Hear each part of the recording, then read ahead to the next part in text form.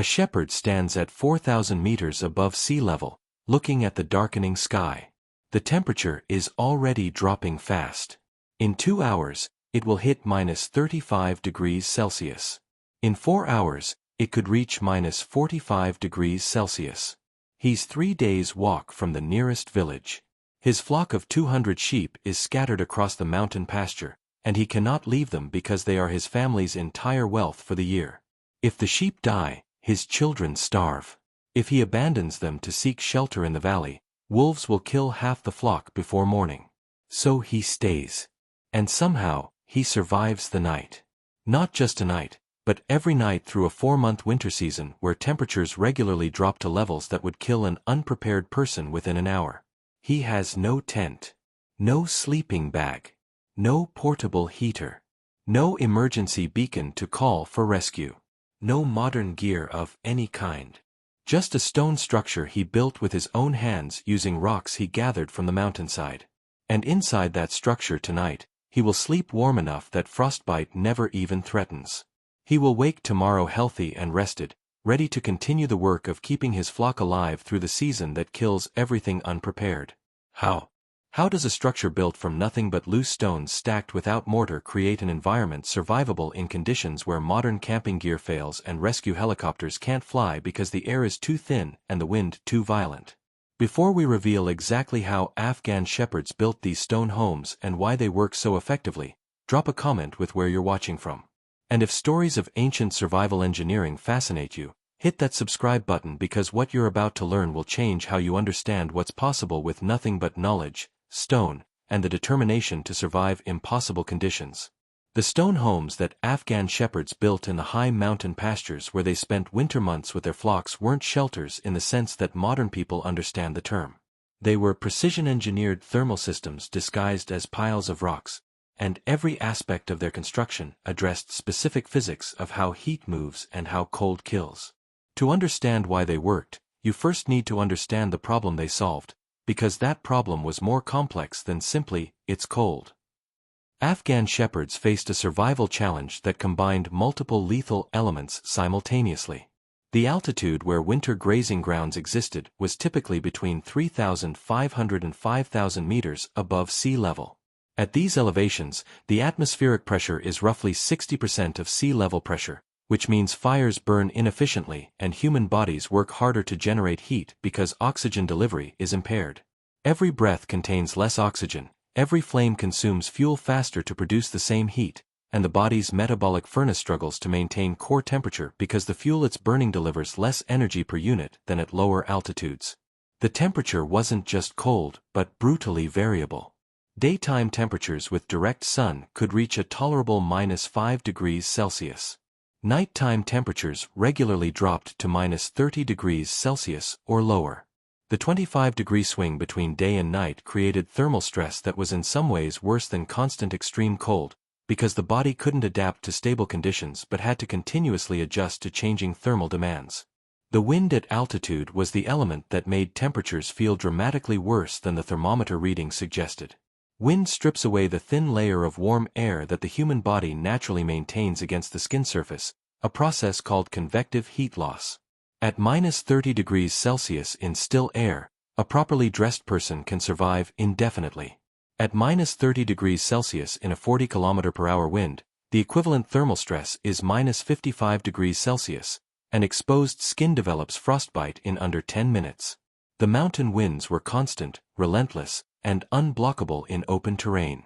The shepherd couldn't move to lower elevations where conditions were more moderate because the sheep required the high pastures. Lower elevations were either already grazed out by other herds or were inaccessible due to snow blocking the passes. The shepherd's choice was simple: find a way to survive in the high pasture through winter or lose the flock that represented his family's survival. There was no third option. The stone home solved this problem through a construction approach that seems impossibly simple until you understand the engineering embedded in that simplicity. Afghan shepherds built these structures using only the materials immediately available on the mountainside: loose stone, some dried grass or shrubs if available, and occasionally small amounts of clay. No timber, because timber didn't exist at these elevations above the treeline. No manufactured materials, because there were no supply chains. Just stone and the knowledge of how to stack it correctly.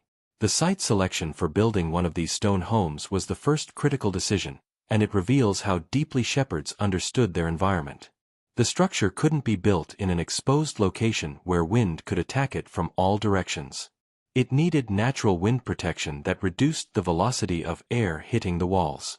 But it also couldn't be built in a low depression where cold air would pool during the night, creating the coldest possible microclimate. The balance point was a slight rise on the leeward side of a natural windbreak, a rock formation, a ridge, anything that interrupted the prevailing wind without creating a frost trap. The orientation of the structure on that chosen site followed principles that maximized passive solar gain during daylight while minimizing wind exposure. The main opening faced southeast when possible, catching morning sun as early as available while avoiding the direct assault of northwest winds that dominated most Afghan mountain weather patterns. This orientation meant the interior received several hours of direct sunlight during winter days when the sun was available, and that solar energy warming the stone interior contributed measurably to the thermal environment. The construction itself began with a foundation layer that most observers would miss entirely. Before stacking the visible walls, shepherds cleared the ground and laid a base course of the flattest, largest stones available. This foundation wasn't level in the modern sense, it followed the ground's natural contours, but it was carefully fitted to eliminate the voids and gaps that would later allow cold air infiltration from below. The time spent on this foundation, which could take hours or even a full day, determined whether the finished structure would have a drafty floor that undermined all other thermal measures or a sealed base that kept ground-level cold from entering. The wall construction revealed the sophistication hidden in what looked like casual stone stacking. The walls weren't a single layer of rocks piled up. They were double-walled construction with a gap between inner and outer layers, a technique that creates an insulating airspace exactly like double-pane windows or modern wall insulation systems. The outer wall faced the weather, built from the largest, most weather-resistant stones that could be moved into position. The inner wall was built from whatever stones were suitable, with more attention paid to creating a smooth interior surface than to size. The gap between these walls, typically 20 to 40 centimeters wide depending on stone availability, was filled with smaller stones, gravel, and dried grass or moss if available. This fill material wasn't structural, it didn't hold the walls up. Its purpose was thermal. The small stones and organic material created countless tiny air pockets in the wall gap, and trapped air is one of nature's best insulators. Heat trying to escape from the interior had to pass through the inner wall, traverse the air-filled gap, and exit through the outer wall, a journey that slowed heat loss dramatically compared to a single-layer wall. The wall thickness at the base was substantial, sometimes reaching 1 meter total thickness including both walls and the gap. This thickness tapered as the walls rose, reducing weight at the top while maintaining adequate insulation. The taper also created structural stability, with the wide base supporting the narrower top in a geometry that resisted toppling even in strong winds. The stones were laid dry, meaning no mortar or clay was used initially. Dry stacking allowed for precise fitting where each stone's irregular shape could be used to advantage, creating tight joints that minimized air infiltration. The gaps that remained after careful fitting were later sealed with clay, mud, or a mixture of fine gravel and dirt that was packed into every visible crack. This sealing process was crucial and could take as long as the initial wall construction, because every unsealed gap was a pathway for wind to penetrate and strip heat from the interior. The roof construction was the element that separated structures that worked from structures that failed, and it required solving a problem that seems impossible with the materials available. The roof needed to span the interior space without timber beams, because timber didn't exist. It needed to support the weight of whatever was piled on top of it for insulation. It needed to shed water and snow. And it needed to resist being torn apart by wind. Afghan shepherds solved this with corbelled arch construction, a technique as ancient as civilization but perfectly suited to the mountain environment. Starting from the top of the walls, each successive course of stones was laid so that it projected slightly inward from the course below it. Gradually, course by course, the walls leaned inward until they met at the center, creating a dome or beehive-shaped interior that required no support beams. The engineering of this corbelling is subtle but critical. Each projecting stone must be heavy enough that the portion resting on the course below outweighs the portion projecting inward, preventing the stone from tipping into the interior. The projection distance must be small enough that this balance is maintained. The result is a roof that is actually more stable than a flat roof would be, because the stones are locked in place by their own weight and the weight of everything above them. On top of this corbelled stone roof, shepherds piled additional layers of material for insulation and weatherproofing. Small stones and gravel filled any gaps in the corbelling. Over this came a layer of dried grass, brush, or any available organic material that would trap air.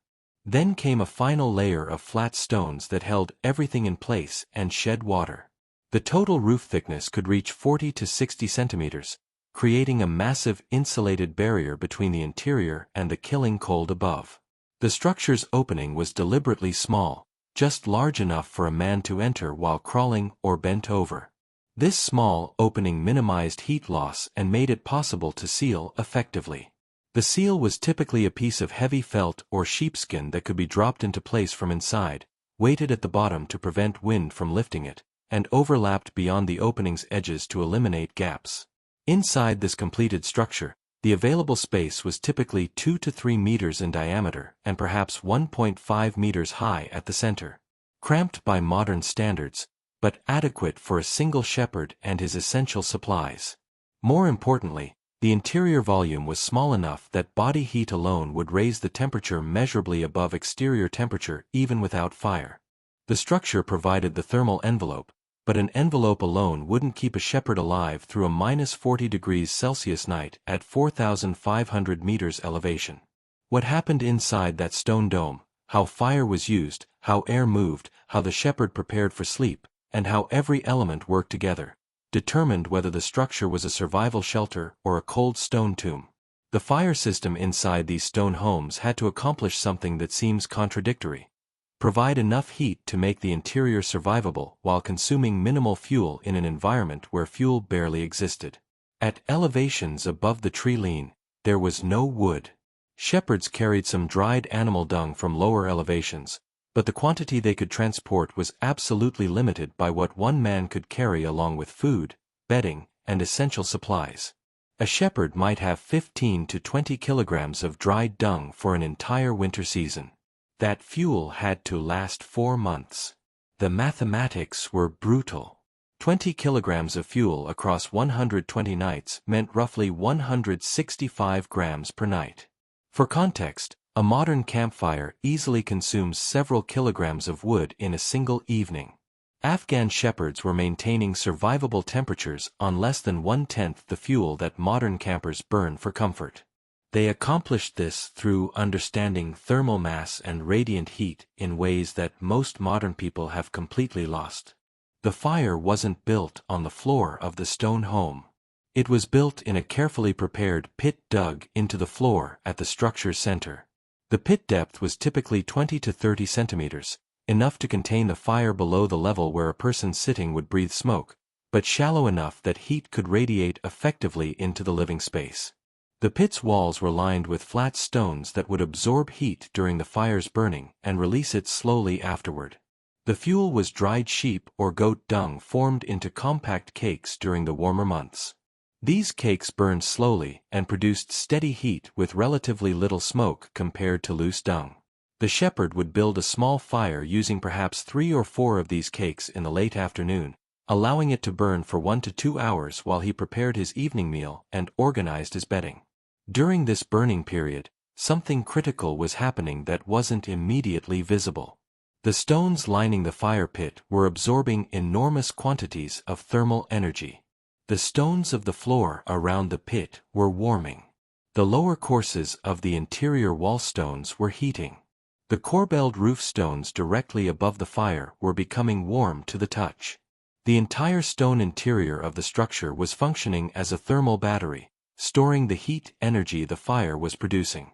When the fire burned down to coals and then to ash, the shepherd would carefully bank it with a layer of fine dirt or ash that would preserve any remaining coals for the next day while preventing the fire from consuming oxygen through the night.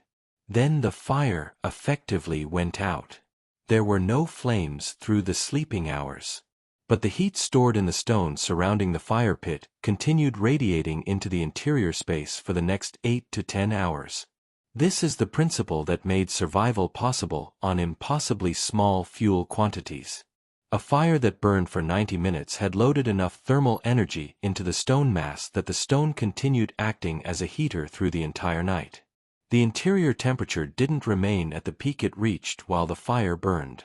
But it dropped slowly, taking hours to decline rather than crashing immediately when the flames stopped. By morning, when the shepherd woke and built a new small fire, the stones had cooled but were still warmer than they would be without the previous evening's thermal loading.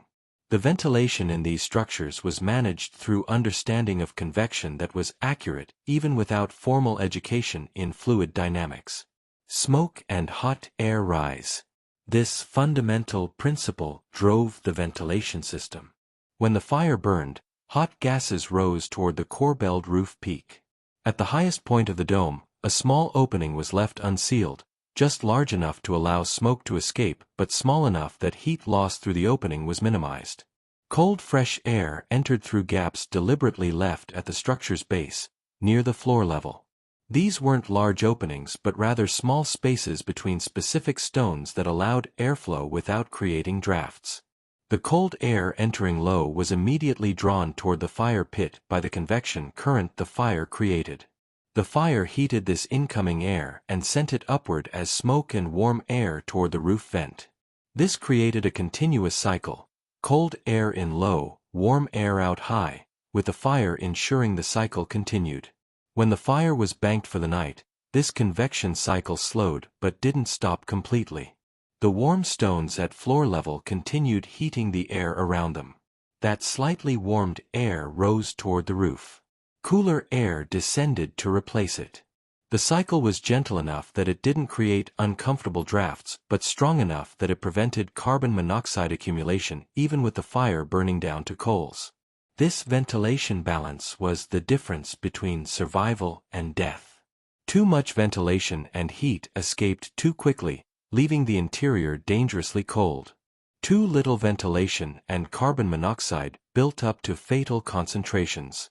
The shepherds who built these structures had learned through generations exactly how much ventilation opening to leave at the base and exactly how large the roof vent needed to be. The knowledge wasn't written down. It was embedded in construction practice so thoroughly that builders might not have been able to explain the physics but consistently produced structures where the airflow worked correctly. The bedding system the shepherd used inside this stone home was built on the same principle of layering and insulation that appears in every successful cold-weather survival system. But shepherds had fewer materials available than families in permanent homes. Everything the shepherd brought to the high pasture had to be carried on his back or on pack animals, which limited quantities severely. The foundation of the sleeping system was sheepskins. A shepherd might have 3 to 5 whole sheepskins with the fleece still attached. These were positioned fleece up on the floor, creating an insulated sleeping surface that interrupted heat conduction from the cold stone floor. The fleece trapped air in thousands of tiny pockets between individual fibers, and that trapped air prevented the shepherd's body heat from flowing down into the floor. Over his daytime clothing, which was never removed for sleep, the shepherd added every additional layer he had carried to the pasture. A heavy felt robe. Additional wool wrappings for the extremities. A thick wool cap that covered the entire head and neck. The goal was to wrap the body in enough insulation that the modest warmth the stone home provided, perhaps -5 degrees Celsius to 0 degrees Celsius when outside was -40 degrees Celsius, was sufficient to prevent hypothermia through the night. The covering that went over the sleeping shepherd was typically 2 or 3 additional sheepskins layered fleece side down toward the body. The fleece faced the body so that the insulating air pockets were positioned between the heat source and the cold air above. The leather side faced outward, creating a wind barrier that prevented air movement from stripping heat through the fleece layer. The sleeping position itself was tightly curled to minimize surface area. A body sprawled out exposes maximum surface to cold air and loses heat proportionally. A body curled into a tight ball exposes minimum surface while maintaining maximum core temperature. Shepherds slept in fetal positions, hands tucked into armpits, knees drawn to chest, conserving every degree of warmth their metabolism could generate. On the most extreme nights, shepherds used a technique that reveals how precisely they understood heat and survival. They would heat a stone in the evening fire until it was almost too hot to handle, wrap it carefully in wool, and take it into their sleeping bundle. This heated stone acted as an external heat source, radiating warmth into the sleeping space for hours while the shepherd's body conserved its own metabolic heat. The stone was positioned carefully, usually against the abdomen or lower back, where the warming effect supported core temperature without risk of burns. The management of this heated stone through the night required skill developed through experience. A stone too hot caused burns even through wrapping. A stone not hot enough provided insufficient benefit. A stone positioned wrong could roll during sleep and cause injury. Shepherds learned the precise heat level, wrapping thickness, and positioning that made the heated stone an asset rather than a danger. The morning routine revealed why this entire system had been engineered as it had. When the shepherd woke, the interior of the stone home was cold, but not brutally so. The thermal mass that had been loaded the previous evening had kept temperatures survivable through the night. The shepherd could function, could move with fingers that weren't frostbitten, could tend the fire with hands that retained dexterity. The small fire rebuilt in the morning used another 150 grams of fuel, warming the stone mass again and heating water for tea. This morning fire burned while the shepherd prepared for the day, ate breakfast, and checked the weather. Then it too was banked, leaving the thermal mass loaded for the day. The stone home would absorb solar heat through the day if sun was available, and this passive solar gain combined with the residual heat from the morning fire meant the interior stayed warmer than outside through the daylight hours even with no active fire. When the shepherd returned in the evening after a day managing the flock on the mountainside, the stone home was cold but not frozen. The evening fire could be built, the thermal mass reloaded, and the nightly cycle would repeat. This routine, small fire morning and evening, relying on thermal mass between fires, allowed 165 grams of fuel per day to maintain survivable conditions where continuous fire would have required kilograms of fuel and made winter survival impossible. The stone home's performance compared to modern alternatives reveals why Afghan shepherds continued building these structures even after manufactured tents became available. A modern tent at 4,500 meters elevation in -40 degrees Celsius temperatures is a death trap without continuous heating. The fabric provides almost no insulation. Wind penetrates through any gap in the zipper or seams. The interior temperature tracks closely with exterior temperature unless a stove is running continuously, and continuous stove operation consumes fuel at rates that make extended stays impossible. The stone home, by contrast, maintained interior temperatures 30 to 40 degrees warmer than exterior temperatures even without active fire, purely through thermal mass and insulation. The structure's mass meant it was slow to cool and slow to warm, creating stability that a lightweight tent couldn't match. The complete wind blocking of stone walls eliminated convective heat loss that tent fabric couldn't prevent. The thermal mass storage meant that intermittent heating was sufficient where continuous heating would be required in a tent. The construction time for one of these stone homes was typically 2 to 3 days of work for a single shepherd working alone. This was time invested during the first visit to a high pasture, but once built, the structure lasted for years or even decades with minimal maintenance. Shepherds would return to the same stone home winter after winter, finding it exactly as they left it, ready to provide shelter with perhaps a few hours of work to repair any damage from weather or animals. The locations where these stone homes were built became known features of the landscape, marked on mental maps that shepherds transmitted to younger generations. A father teaching his son the shepherd's trade would describe the high pastures by the stone homes that existed there. The route to the winter grazing grounds was defined partly by these structures that represented survival infrastructure as critical as wells or bridges were in lower elevation regions. Some pastures had multiple stone homes built over generations, creating shelter networks where shepherds could find refuge regardless of where the flock's grazing patterns took them. These weren't communal structures in the sense that multiple shepherds used them simultaneously, but they were community resources that any shepherd could use when needed. The unstated rule was that a shepherd who used an existing stone home was obligated to leave it in good condition and to repair any damage he found, ensuring the structure remained functional for whoever needed it next. The knowledge required to build these structures effectively was transmitted through the apprenticeship system that governed Afghan pastoral culture. A young shepherd learning his trade spent years working with experienced shepherds before taking sole responsibility for a flock. During those years, he participated in building and maintaining stone homes, learning through direct experience how to select sites, how to stack stones for maximum stability and insulation, how to create the corbelled roof, how to manage fire and ventilation, and how to survive through the brutal mountain winter.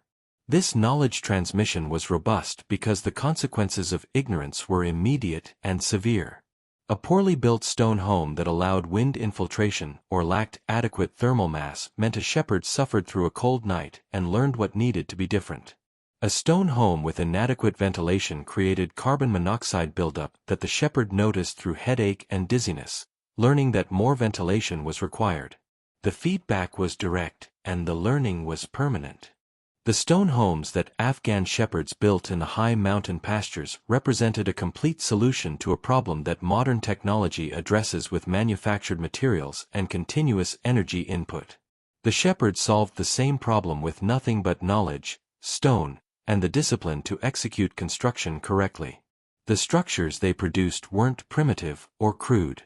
They were refined survival technology that performed its function reliably winter after winter, keeping shepherds alive through conditions where modern equipment fails and rescue isn't possible. The technique continues in some Afghan mountain regions today, though less commonly than in previous generations. Shepherds with access to manufactured tents and portable stoves sometimes use them, but experienced shepherds still choose stone homes for winter pasture stays because they understand that the traditional structure outperforms modern alternatives in the specific conditions of high-altitude winter grazing. The knowledge hasn't been lost entirely, though it's held by fewer people with each generation as the pastoral economy changes and fewer young people enter the shepherd's trade. What Afghan shepherds built with stone wasn't just shelter. It was a thermal system that stored heat, managed airflow, provided wind protection, and created an interior environment where human survival was possible with minimal fuel in conditions that would be lethal without it.